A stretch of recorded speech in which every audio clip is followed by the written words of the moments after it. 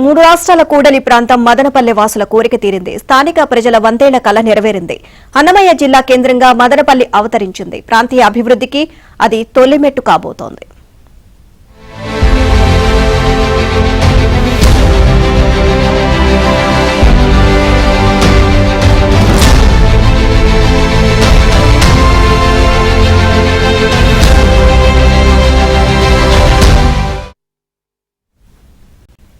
ఇది వరకు పేరు గొప్ప ఊరు దిబ్బ అన్నట్లుగా ఉండిన మదనపల్లె పరిస్థితి జిల్లా కేంద్రంగా మారడంతో రూపురేఖలే మారిపోనున్నాయి.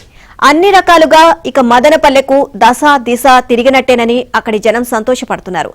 దక్షిణ పదంలో స్వాతంత్ర పోరాటాలకు వేదికగా నిలిచి ఎంతో ఘన చరిత్ర ఉన్న మదనపల్లె నేడు కొత్త జిల్లా కేంద్రమైంది.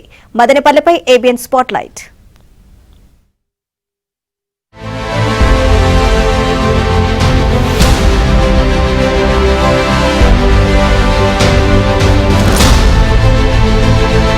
ఉమ్మడి చిత్తూరు జిల్లాలో ఉండే పెద్ద పట్టణాల్లో మదనపల్లె కూడా ఒకటి. ఉమ్మడి అనంతపురం, కడప జిల్లాలకు, కర్ణాటకకు సరిహద్దులో ఉన్న మదనపల్లెకు ఎంతో ఘనమైన చరిత్ర ఉంది. 31 మండలాలతో దేశంలోనే అతిపెద్ద రెవెన్యూ డివిజన్ గా మదనపల్లె ఉండేది. సబ్ కలెక్టర్ కార్యాలయం కూడా మదనపల్లె ప్రత్యేకం. పైగా ఆహ్లాదకరమైన వాతావరణం మదనపల్లె సొంతం.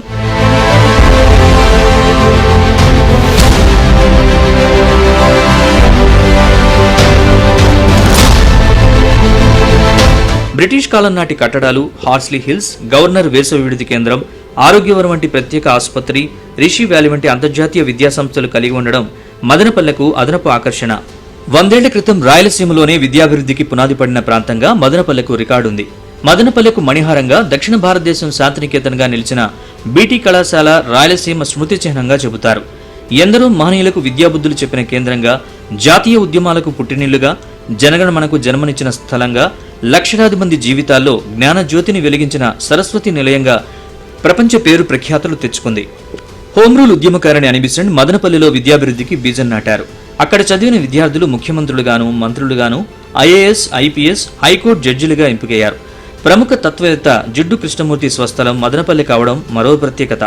బీటీ కళాశాలలో 1919 సంవత్సరంలో విశ్వకవి రవీంద్రనాథ్ ఠాగూర్ జాతీయ గీతాన్ని బెంగాలీ నుంచి మార్నింగ్ సాంగ్ ఆఫ్ ఇండియా పేరుతో ఆంగ్లంలోకి అనువదించారు. అప్పటి బీటీ కళాశాల ప్రిన్సిపాల్ కజిన్స్ సతీమణి మార్గరెట్ కజిన్స్ ఈ గీతాన్ని ఆలపించారు.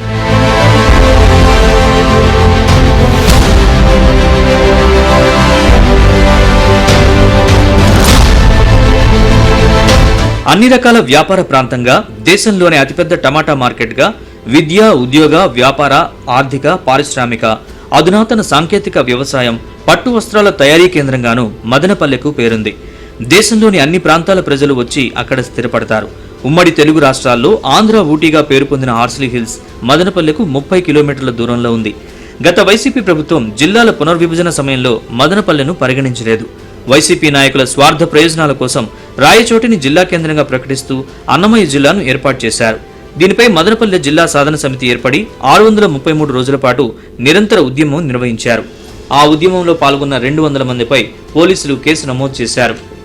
ఇక 2023లో మదనపల్లె మినీ మహానాడు సందర్భంగా అప్పటి మాజీ సీఎం చంద్రబాబు నాయుడు మదనపల్లె కేంద్రంగా జిల్లా చేస్తామని హామీ ఇచ్చారు. యువగళం పాదయాత్రలో కూడా నారా లోకేష్ మదనపల్లి కేంద్రంగా జిల్లా వస్తుందని హామీ ఇచ్చారు.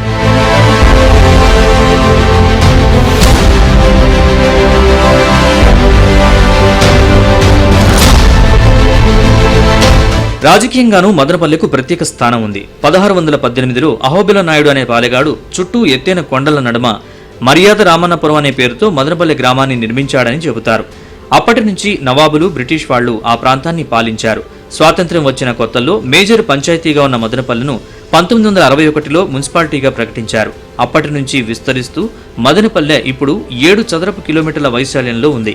1952లో కమ్యూనిస్టు నాయకుడు దొడ్డ సీతారామయ్య ఎమ్మెల్యేగా ఎన్నిక కాగా అప్పటి నుంచి ఇప్పటిదాకా 16 సార్లు మదనపల్లె శాసనసభ స్థానానికి ఎన్నికలు జరిగాయి.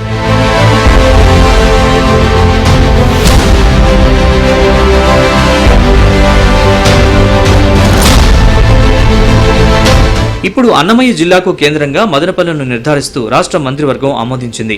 కొత్త జిల్లాలో మదనపల్లె, పీలేరు, తంబళ్లపల్లె, రాయచోటి నియోజకవర్గాలు ఉండగా ప్రస్తుతం చిత్తూరు జిల్లాలోని పొంగనూరు నియోజకవర్గం కూడా కలవనుంది. మొత్తం మీద 14 లక్షల మంది జనాభాతో మదనపల్లె కేంద్రంగా అన్నమయ్య జిల్లాలో కొనసాగించనున్నారు. దీనిపై మదనపల్లె, పీలేరు, తంబళ్లపల్లె ప్రాంత ప్రజలు సీఎం చంద్రబాబుకు కృతజ్ఞతలు తెలుపుతూ వారం రోజుల పాటు సంబరాలు నిర్వహించనున్నారు. అన్నమయ్య మదనపల్లె జిల్లా పేరుతో మదనపల్లె కేంద్రంగా జిల్లాను ప్రకటించడం జరిగిందో దాన్ని ఇక్కడున్నటువంటి లక్షలాది మంది ప్రజలు స్వాగతిస్తూ ఉన్నారు, హర్షిస్తూ ఉన్నారు. అదే సందర్భంలో ఒక 114 సంవత్సరాల మదనపల్లె జిల్లా ఆకాంక్షను నెరవేర్చినందుకు గౌరవ ముఖ్యమంత్రి గారికి, వారి తనయుడు లోకేష్ గారికి, అదేవిధంగా మన శాసనసభ్యులు మదనపల్లె జిల్లా సాధన కోసం గతంలో 100 కిలోమీటర్లు పాదయాత్రతో కష్టపడి పోరాటంలో నడిచినటువంటి గౌరవ షాజాన్ బాషా అన్న గారికి కూడా మదనపల్లె ప్రజలందరి తరపున కూడా మేము కృతజ్ఞతలు తెలియజేసుకుంటా ఉన్నాం. వాళ్ళ కోరిక ఈరోజు ప్రసాదించారు. వాస్తవం చెప్పాలంటే 1911 నుంచి నిరంతరం పోరాటం చేస్తున్నాము. ఆ రోజు మద్రాస్ రాష్ట్రంలో కడప జిల్లా హెడ్ క్వార్టర్స్ ఉంటే మదనపల్లి సబ్ కలెక్టర్ 2వ డివిజన్గా ఉన్నింది. ఆ రోజు నుంచి ఈ రోజు వరకు అన్యాయం చేసిన మదనపల్లికి న్యాయం చేసిన చరిత్ర పెద్దలు చంద్రబాబు నాయుడు గారిది. మదనపల్లి కాన్స్టిట్యున్సీ ప్రజలు ఈ భూప్రపంచం ఉన్నంత కాలము పెద్దలు చంద్రబాబు నాయుడు గారు గుర్తు చేసుకుంటారు. మదనపల్లి జిల్లా కావాలనే ఉద్యమం చేసిన వాళ్ళే మా మీద దాదాపు 100 మంది మీద కేసులు పెట్టడం జరిగింది. పోలీసు వారు విధి లేక ఏదో కేసు పెడితే గానీ వాళ్ళని లేదంటే అరుస్తూ ఉంటారు, తిడుతూ ఉంటారు పోలీస్ డిపార్ట్మెంట్ని, అప్పుడున్న వైఎస్ఆర్సీపీ వాళ్ళు. సో ఏదో కేసు పెట్టడం, ఏది ఒక ట్రాఫిక్ సమస్యను మున్సిపాలిటీ ముట్టడను, టపాసులు పెట్టినాడను, ఏదో కేసు అట్లా వందలాది కేసులు మా మీద పెట్టడం జరిగింది. దయవుంచి ఆ కేసులందరినీ కూడా అన్న ద్వారా ముఖ్యమంత్రి గారు తెలిపి ఆ కేసులు కూడా మాఫీ తిరగలేకపోతున్నాం. మదనపల్లి 114 సంవత్సరాల మదనపల్లి ప్రాంతానికి అప్పటి నుంచి అన్యాయం జరుగుతుంది. ఇప్పుడు మీరు న్యాయం చేసిన సందర్భంగా మీరు మీ యొక్క సమక్షంలో మీకు కృతజ్ఞతగా మదనపల్లి ప్రాంత ప్రజలందరూ కలిసి మీతో పంచుకునే అవకాశం రావాలని చెప్పేసి, మీరు మదనపల్లికి విచ్చేయాలని చెప్పేసి ఆ సందర్భంగా కృతజ్ఞత సభ కూడా జరుపుకోవాల్సిన అవసరం ఉందనే విషయాన్ని కూడా మేము మదనపల్లి జిల్లా సాధన జేఏసీ సాధన సమితి సభ్యులంతా కలిసి మేము నిర్ణయం తీసుకోవడం జరిగింది. మదనపల్లె ప్రజల 114 సంవత్సరాల కళ నెరవేరిన సందర్భంగా అక్కడ సంబరాలు మిన్నంటాయి.